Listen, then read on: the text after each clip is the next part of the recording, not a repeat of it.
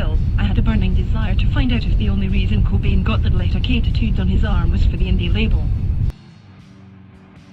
I really like the K label a lot, and I admire what Calvin Johnson is doing.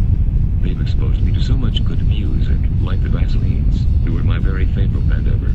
They reminded me of how much I really value innocence in children in my youth, of how precious that whole world is.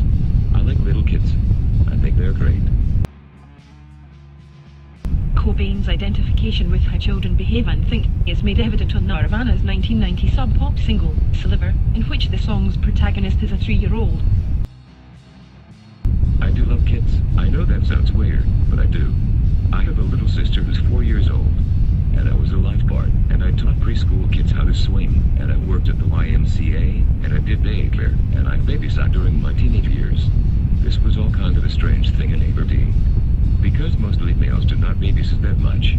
And sometimes when I was babysitting, and the latest date would come over, he would have this weird reaction when he saw me. Like it wasn't right or something.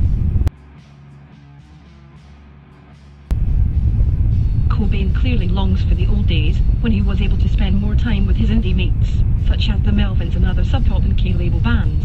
In fact, when he had to miss the K-label's International Pop Underground convention this summer in order to play the Reading Festival in England, he was genuinely disappointed. His eyes light up when he describes the early music of his pals. He talks as enthusiastically about the Melvins as he does about his own band. They started playing punk rock, and did a free concert right behind the Driftway supermarket where Buzz worked. And they plugged into the city power supply and played punk rock music for about 50 redneck kids.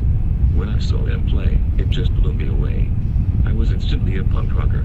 I abandoned all my friends, cause they didn't like any of the music. Then I asked Buzz to make me the compilation tape of punk rock songs, and got a spiky haircut.